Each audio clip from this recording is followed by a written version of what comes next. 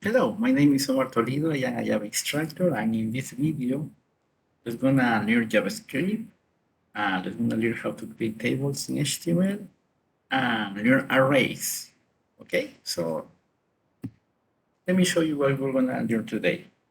We're gonna display a Windows prompt to enter the product name, for example, laptop, enter the price, product name, iPhone, for example, product name, printer, mouse, product name, see, okay, and we're gonna generate a table. And as you see, we have product name and price. Two arrays. Product name one array, price second array. Okay, so our job is gonna be receive the data, create a for loop to use the Windows prompt to store the data in the array product name and in the array product price. After receiving the data with the Windows prompt and the array variables, we will need to create another for loop, correct? To display first, to create a table, right? The table, HTML table, correct? And then populate the table using that document that right that we saw in the previous video, right? Okay, and create a proper task for the table. Okay, proper task for the table and use the data that we have in our arrays. So this is what we're gonna learn today. Everyone is excited? For sure, right? Okay, let's gonna do it. First of all, let's gonna learn how to create a table in HTML, right? Table dash. Okay, and then every table is gonna have a row, right? Table row.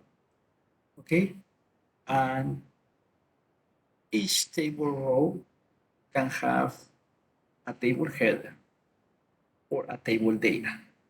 So at the beginning, we're gonna have a table row. What you're gonna have in this row? Remember at the beginning, you have the header, right? The header of the table, right? Okay, so the first table row, you're gonna have table header. How many table header? One, two. Okay, so one,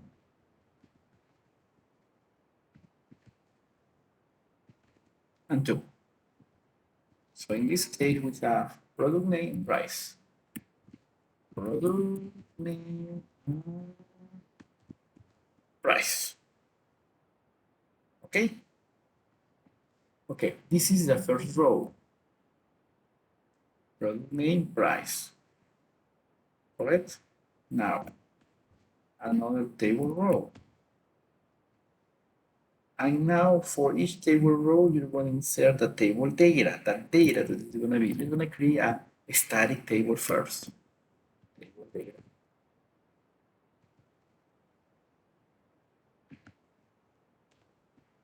For example, for product name, I'm going to write laptop. And for price, I'm going to write 600. Let me save. See that? Product name, price, laptop 600. So if I want to add another row, table row, and then table data.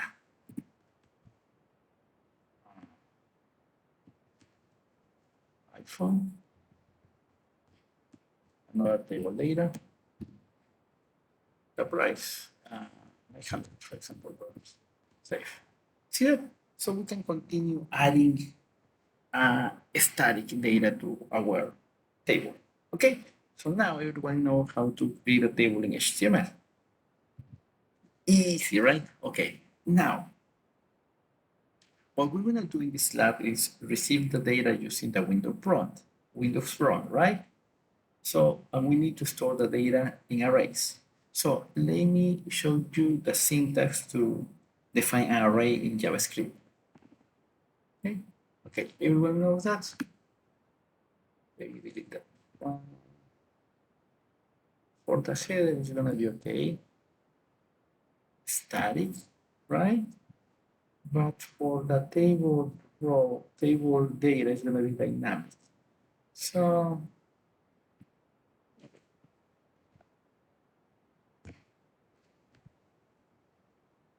let me leave that because we're gonna start creating the script to create a dynamic table. But I have only the table row and the header for now. Okay?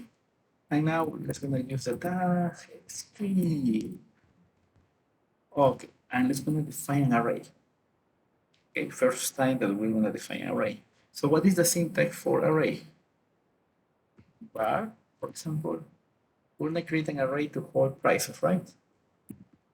Prices or for product, right? Product name first. Product name, okay, equal new array. How many elements? I'm gonna create just for 3 elements, okay? And it's gonna create the other array. Remember, this array is gonna help us to hold the product names, but we need to hold the prices for each product, right? Okay. But product prices equal new array, 3 elements. They have to match, right? 3 product name, 3 product prices, right? Okay. So now, remember, you can have the property that length, right? Remember when we learned Java? That length allow you to know the size of the array. Okay, so we define the arrays. Now, let's gonna create a for loop to interact with the user. Why? Because we need to receive the data, right? We need to receive the product name and the product price. Okay, so I can create a for loop.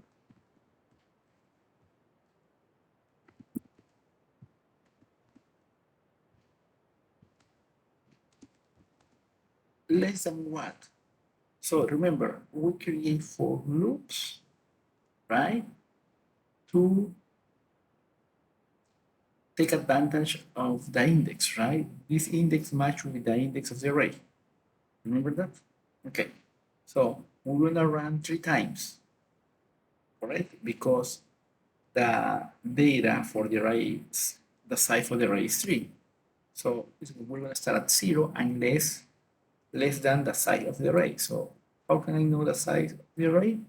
You can use prod prices. You run that length and then increment by 1.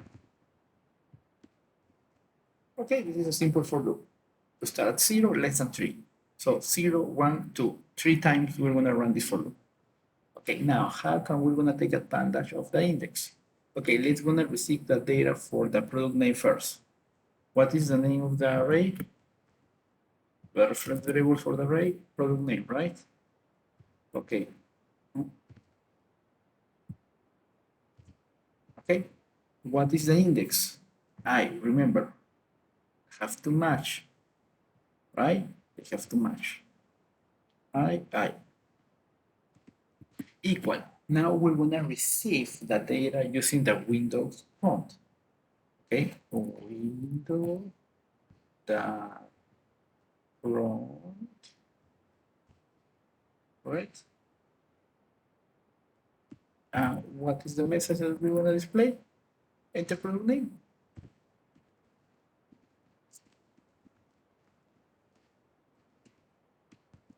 Okay, so what happened? the user is gonna see the message. Enter product name. The user is gonna enter, correct? And we're gonna store the name, product name, index 0 at the beginning, correct? Next time that the for loop run, I is gonna be now 1 because we will increment by 1. So product name index 1 is gonna receive a new product name. End of the for loop, increment by 1, product name 2. Enter a product name, we're gonna receive a new product name stored in index 2.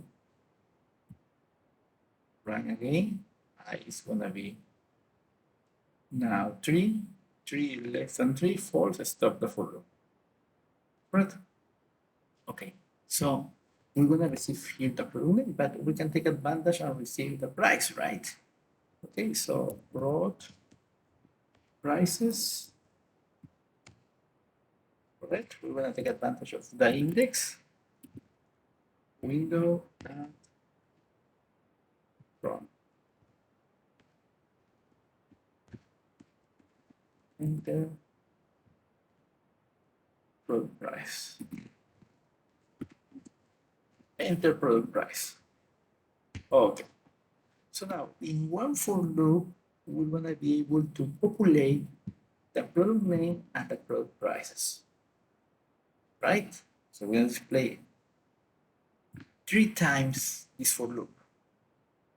The first time with I is 0, we're gonna display enter product name. The user is gonna enter the product name and we're gonna start in the position 0. In the position 0, you're gonna store the price. The same thing, enter product price, boom. End of the for loop, index is gonna be now 1. So 1, 1. You're gonna store in index 1, what? A new product name, a new product price. End of the for loop, increment by 1. Index is gonna be 2, 2. Enter a new product name, enter a new product price. Increment by 1, 3. 3 less than 3, 4. So we're going to stop the for loop. So with this for loop, we're going to be able to populate the arrays. Right? Save. Enter product name. You see, 100. Enter product name. Laptop. 500, for example. Enter product name. Printer. 500. That's it. But the data is in our array. Okay? Okay, now that we have the data in our array, our job is gonna be populate the table, right? Correct? We only have here the table, the first table row, that is the header, correct? So we would have to do something like this. Document that right, correct? Correct? And here we need to create another table row, remember? And the table data. Okay? So we need to create a new table row, right? Something like this.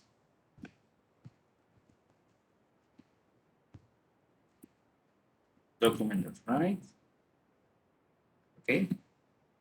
And then see that table row you need, instead of table header, remember table data, right? Okay.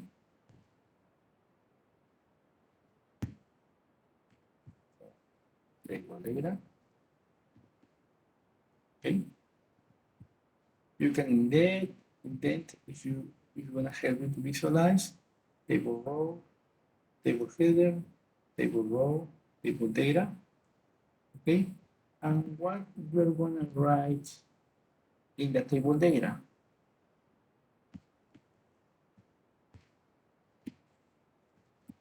Here. What we're gonna write there? Okay. This table row at the beginning has table header, right? Product name, price. Now you would have to display in the first row after the header the data, right? Okay, you need to display the product name, okay, that you have in the array. Product names. Okay, so you have to use concatenation.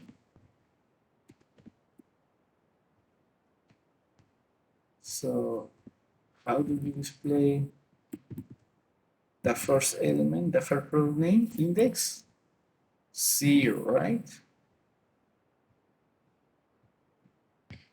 Right.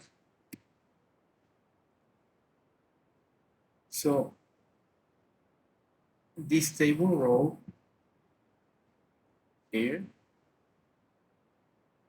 correct, have the table data product name. But this is the only table data. No, you need another table data, right? See that you need table header, two table header, right? Because product name, price.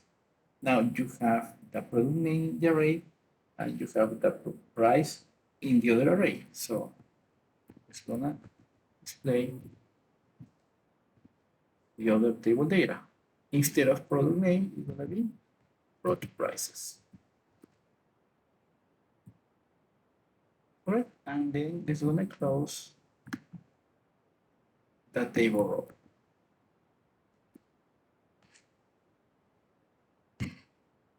Okay. So let's gonna see what happens here. Enter product name. 100, 100, PC, 500, iPhone, 500. That's good. We're gonna see what happens here. Okay, but you see, we were doing the same thing that we did manually. Table row, table data, instead of to hard code with laptop, we are displaying whatever is in our arrays, load the table data, the price, right? And then close the table row, right?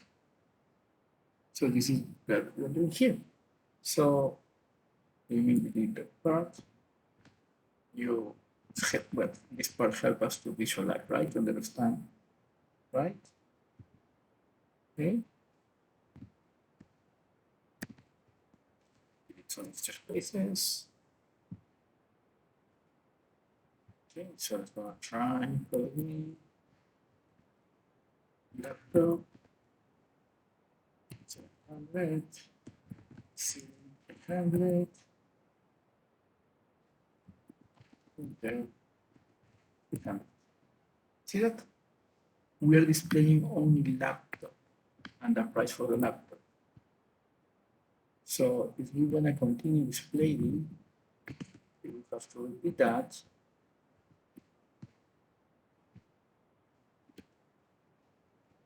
Table row, table data, right? Instead of 1, 0, 0, and 1. And then do that again, right?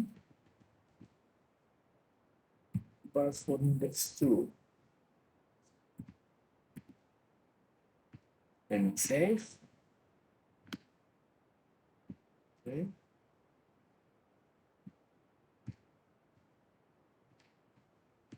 Laptop 600, PC 300, tablet 200.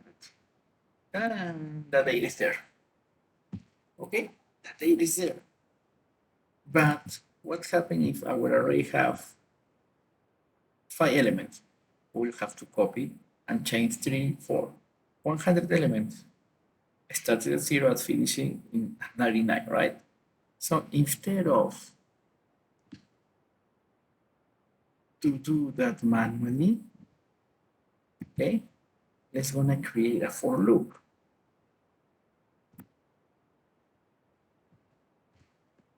For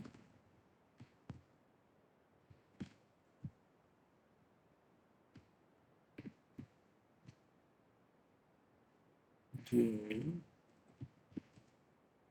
equals 0, j less than whatever, for prices, length, j plus, and what we're gonna do? We're gonna display the data instead of 0. What is the index of this for loop? J. J. Okay? Like it. It's gonna test. Laptop. 600. PC. 500. Tablet. 200. Nothing. What happened?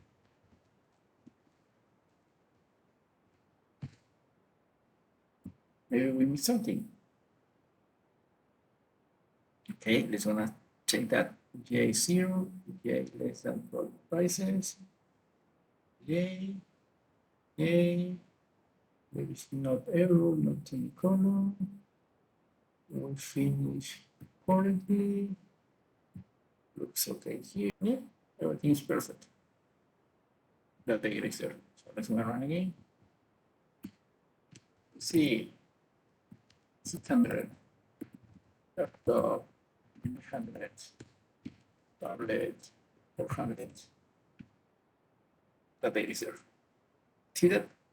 We dynamically create the for loops. Okay? As you see, first we hard code everything index 0, index 1, index 2, but then you realize that it's gonna be easy if we just create just a for loop, right? So in this video, you know now how to create tables and create arrays and dynamically populate the data in your HTML page using array for loops. So I hope this video helped you.